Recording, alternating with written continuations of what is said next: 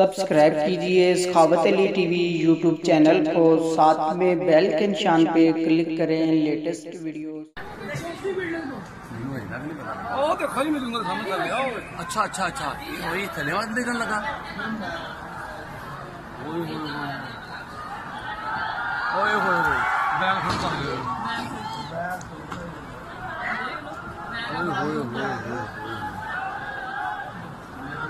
बनाई है ना मेरे मोबाइल से मूवी खिंच लिया था। अच्छा और ये सवाबे च हरकत ने ना कई जगह ने पाबंदियां लगा लेनिया लग गई पाबंदियां कि कल आप नहीं लैके जा थले तो ने अपना बैग छोड़ दिता।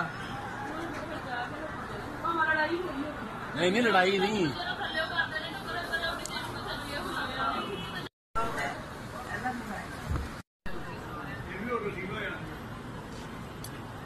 बड़े बड़े बेगैरत लोग ने करता एक भुगती नहीं सारा पैंती है। हो सकता है वो मेंटल होया मेंटल होवे तां भी कोई पता नहीं जो भी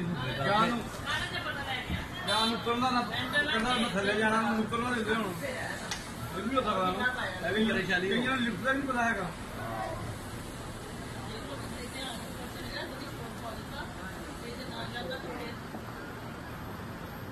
और सीधा ने बोड़ा उत्ते जाना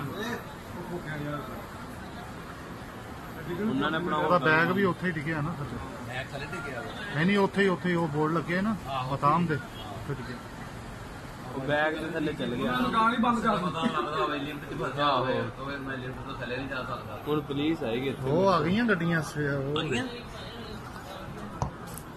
ਅੱਜ ਬਣਾਈ ਸਾਰੀਆਂ ਦੀਆਂ ਸੌਦੀਆਂ ਦਾ ਇੰਤਜ਼ਾਮੀਆਂ ਮੇਰਾ ਹਾਲ ਭਾਈ ਇੰਤਜ਼ਾਮੀਆਂ ਦੀ ਕੀ ਬਾਤ ਹੈ।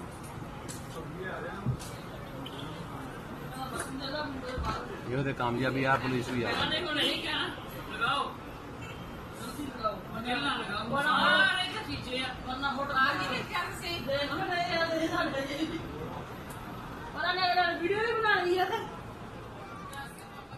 इतने मिनट तो पहले वीडियो बना के